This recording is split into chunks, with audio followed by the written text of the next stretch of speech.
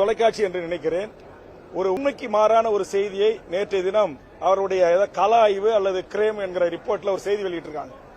எனக்கு தென்காசி மாவட்டத்தில் பெரிய ரிசார்ட்ஸ் இருப்பதாகவும் நீச்சல் குளம் இருப்பதாகவும் அதை அரசு என்ன மிரட்டுறதுக்காக தமிழ்நாடு அரசு என்ன பணி வைக்கிறதுக்காக அதையெல்லாம் தோண்டி தொலங்கி கையில் எடுத்திருப்பதா சொல்றாங்க.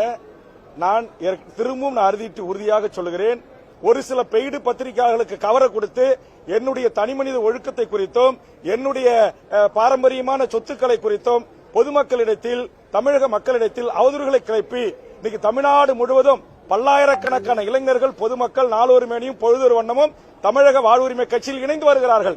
இதை சகித்துக் கொள்ள முடியாத சதிகாரர்கள் செய்கின்ற சூழ்ச்சிக்கு இது போன்ற மெயின் ஸ்ட்ரீம் ஊடகங்கள் விலை போகக்கூடாது.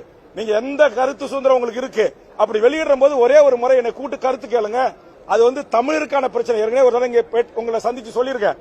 தென்காசி மாவட்டத்தில் நான் தமிழ்நாடு அரசு உறுதிமொழி குழுவின் தலைவராக போகும்போதும் பொது கணக்கு போகும்போதும் அங்க பக்கத்து மாநிலத்தைச் சேர்ந்த அதிகாரிகள் அந்த மாநிலத்தைச் சேர்ந்தவர்கள் நடத்துகின்ற ரிசார்ட்டுகளுக்கு வருமானம் வர வேண்டும் என்பதற்காக தமிழருடைய சொந்த நிலத்தில் பட்டா நிலத்தில் இயங்கி வந்த சின்ன சின்ன தடுப்பணைகளை கட்டி ஆடு மாடுகளை வைத்து கால்நடை செய்து அதில் வருகின்ற பொதுமக்களை குளிக்க அனுமதித்தார்கள் என்பதற்காக அந்த பக்கத்தில் தென்மலை உள்ளிட்ட செங்கோட்டை கேரளாவுக்கு டூரிஸ்டை வரவைக்க வேண்டும் என்பதற்காக தமிழர்களுக்கு எதிராக 2 அதிகாரிகள் செய்த சதியை நான் முறியடித்து முதலமைச்சரிடம் முறையிட்டு அன்றைய தலைமைச் செயலாளரிடம் முறையிட்டு அதற்காக ஒரு விசாரணை ஆணையத்தை வருவாய்த்துறை செயலாளர் வருவாய்த்துறை ஆணையரோட அது விசாரணையை மேற்கொண்டு வேல்முருகனுக்கு சொந்தமானது அல்ல, வேல்முருகனுக்கு அங்க நீச்சல் குளமும் இல்ல, அங்க தனியார் பால்ஸும் இல்ல, அது தமிழர்கள் பால்ஸ், அது இடிக்கப்பட்டது தவறு என்ற அறிக்கையை தலைமைச் செயலாளர் பெற்று பொதுத்துறை செயலாளர் பெற்று முதலமைச்சர் கவனத்துக்கு வருவாய்த்துறை அமைச்சர் கவனத்துக்கு எடுத்துச் செல்லப்பட்டு அந்த மாவட்ட ஆட்சித்தலைவரும் மாவட்ட காவல் கண்காணிப்பாளரும் மாற்றப்பட்டிருக்கிறார்.